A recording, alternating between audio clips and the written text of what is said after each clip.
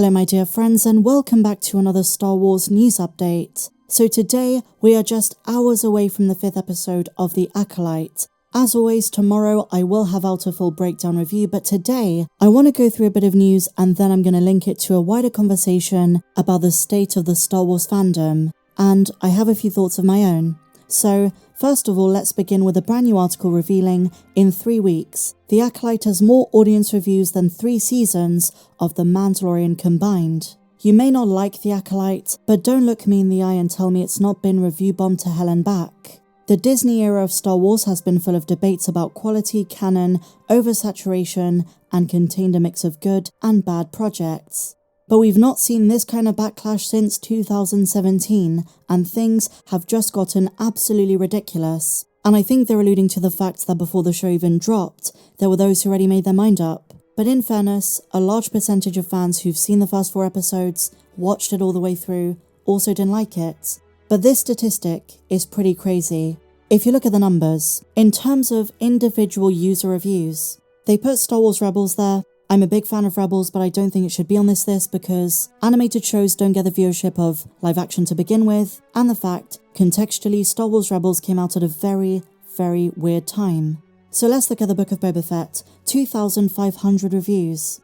Ahsoka 5,000, twice that of Book of Boba, Andor the same, and there were a lot of passionate fans who loved Andor. I do too. And by the way, some fantastic news came out yesterday. Director Krennic is confirmed to return in Season 2. Anyway, Clone Wars 6,000 reviews, Obi-Wan Kenobi 10,000, Mandalorian 17,500, and they're accounting for 3 seasons. And look at this. 4 episodes in, The Acolyte, a whopping 25,000 user reviews. We're halfway through the series, and we've reached these numbers. Let me quote Forbes. They go on to say this: it's down to 13% on Rotten Tomatoes. And of course, the intent is to drive down the user score as low as possible, and in this instance they're calling out review bombing. Miles below everything else, even The Last Jedi. And you know, I think the contention in this is the fact, in their estimation, and I've seen this across the board, the vast majority of fans, casual viewers, who are sitting down, maybe it's Friday night, they're trying to unwind, they know there is a Star Wars show out, they put on Disney+, they see The Acolyte, they watch it, maybe they hate it, maybe they love it, whatever the case, those fans, the vast majority of them, are not going onto Rotten Tomatoes to give their opinion. But in The Acolyte, we've seen an unprecedented amount of reviews. And amidst all of this, Fiction Horizon put out a piece asking the question, is Star Wars fatigue responsible for The Acolyte's backlash and divided fandom? And it's a good question, because in the past I've spoken about Star Wars fatigue being a big reason why fans just seem apathetic with the recent Disney Plus shows. And you've heard me say I think Star Wars needs a triumphant return to the big screen, a solid Star Wars movie to liven the wider fan base. But in the case of The Acolyte, it was always going to be a contentious and divisive series because of the showrunner, comments she's made, and then you factor in this is not an isolated instance. It's all just coming to a head. And I really think The Acolyte represents a last straw for a lot of fans. We often talk about a breaking point. The Acolyte was it. I'm not talking about the review bombs, I'm talking about those who watched The Acolyte and it wasn't for them. And so from all of this, I want to get on to the main topic of the day. I want to address the state of the Star Wars fan community. It's something I've touched upon, but until today, I hadn't dedicated a full video to it. Over the last few days, discourse in the Star Wars fandom has been getting much, much worse. You can't really talk about the show without addressing the out-of-universe situation, the way it's affected a lot of us, and I think amidst all of it we forget. The reality is we all have a lot more in common than we assume. In spite of our opinions on modern Star Wars projects, let's say within the last decade, we all share the fact that once upon a time, often when we were young, when we were kids, we fell in love with Star Wars for similar reasons. Whenever you sit down and ask a Star Wars fan, when did you fall in love with the franchise? When was the first time you watched a Star Wars movie?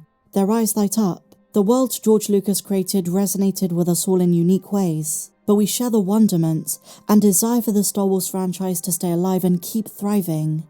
But here's the thing, social media has changed the way we communicate as a fandom, and while on the one hand it's facilitated finding one another, the foundation and growth of communities of like-minded fans like this one, places where Star Wars aficionados can discuss the Star Wars they love, It's also become a battleground of gatekeeping, nasty attacks, division, you name it. And in the midst of this, various sides have formed, a weird kind of culture war, where fans either say that Star Wars is long dead, and on the other hand, Disney Star Wars is the best thing for the franchise and there is nothing wrong with it. And in both instances, it's become dogmatic.